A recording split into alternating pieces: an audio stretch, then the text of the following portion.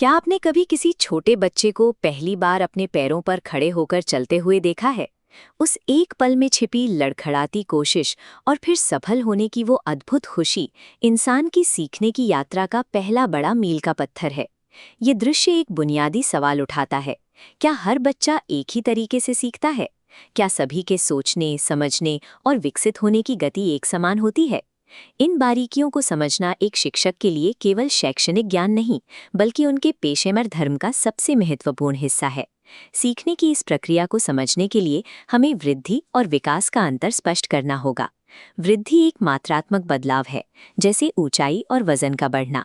इसके विपरीत विकास एक व्यापक प्रक्रिया है, जिसमें शारीरिक, मानसिक, सामाजिक और भावनात्मक गुण एक साथ मिलकर काम करते हैं। शरीर की वृद्धि परिपक्वता आने पर रुक जाती है, लेकिन विकास जन्म से शुरू होकर जीवन की अंतिम सांस तक निरंतर चलता रहता है।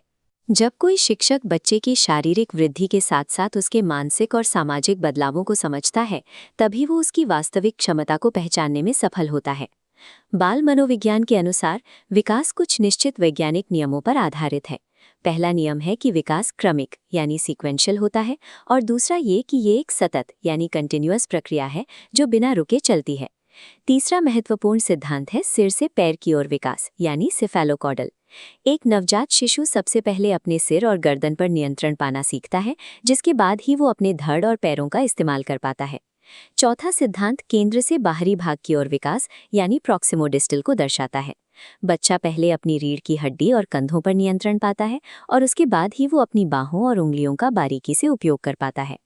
पांचवा और छठा नियम व्यक्तिगत भिन्नता यानी इंडिविजुअल डिफरेंसेस और विकास की अलग अलग दरों की पुष्टि करते हैं। आनुवांशिक गुणों और पर्यावरण के कारण एक ही उम्र के बच्चों के बीच सीखने और बढ़ने की गति में काफी अंतर दिखाई देता है। ये विविधता ही मानव विकास की वैज्ञानिक सच्चाई है। ये जीव विज्ञानी सिद्धांत ही वो आधार हैं जो समझाते हैं कि क्लासरूम में हर बच्चे का संघर्ष और उसकी सफलता इतनी अलग क्यों होती है। विकास के इन सिद्धांतों को हम 4 चरणों में देख सकते हैं। पहली है शैशवावस्था, 0 से 2 वर्ष, जहां बच्चा दूसरों पर निर्भर होता है और अपनी 5 इंद्रियों से दुनिया का अनुभव करना शुरू करता है। इसके बाद आती है प्रारंभिक बाल्यावस्था, 2 से 6 वर्ष। इस उम्र में तीव्र जिज्ञासा और भाषा सीखने की क्षमता अपने चरम पर होती है। बच्चा खेल और खिलौनों के माध्यम से अपने सूक्ष्म मोटर कौशलों, फाइन मोटर स्किल्स को विकसित करता है। तीसरा चरण है मध्य बाल्यावस्था, 6 से 11 वर्ष। यहाँ बच्चा पहली बार औपचारिक स्कूल की दुनिया में प्रवेश करता है। उसमें तार्किक सोच विकसित होती है और सामाजिक रिश्तों का महत्व बढ़ने लगता है। अंत में किशोरावस्था आती है, 11 से 18 वर्ष, जो अपनी पहचान बनाने और जटिल भावनाओं को समझने का दौर है। इस अवस्था में अमूर्त चिंतन, एब्स्ट्रैक्ट थिंकिंग और सामाजिक दबाव बच्चे के व्यवहार को गहराई से प्रभावित करते हैं।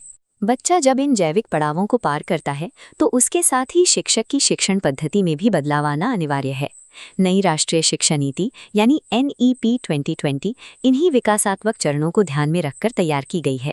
ये नीति पुरानी कमियों को दूर कर शिक्षा को बच्चों की उम्र और उनकी स्वाभाविक क्षमताओं के करीब लाती है। इसका 5+3+3+4 ढांचा मनोवैज्ञानिक अवस्थाओं का एक व्यवस्थित मैप है। उदाहरण के लिए शुरुआती 5 साल की फाउंडेशनल स्टेज पूरी तरह खेल और गतिविधियों पर आधारित है, क्योंकि बच्चा किताबों से ज्यादा अनुभवों से सीखता है। उम्र के अनुसार तैयार किया गया ये लचीला ढांचा ही बच्चों के समग्र विकास, होलिस्टिक डेवलपमेंट के लिए अनुकूल अवसर प्रदान करता है। NEP 2020 दरअसल विकास के वैज्ञानिक सिद्धांतों को स्कूल की नीतियों और क्लासरूम की गतिविधियों में बदलने का एक प्रयास है। एक शिक्षक की सफलता उस अद्वितीय ब्लूप्रिंट को समझने में है जिसे हर बच्चा दुनिया को देखता और सीखता है। इस वैज्ञानिक दृष्टिकोण को अपनाकर ही हम भविष्य की नींव रख सकते हैं। शिक्षा के इस नए दौर में विकास के सिद्धांतों का गहरा ज्ञान ही एक प्रभावी शिक्षक की पहचान है।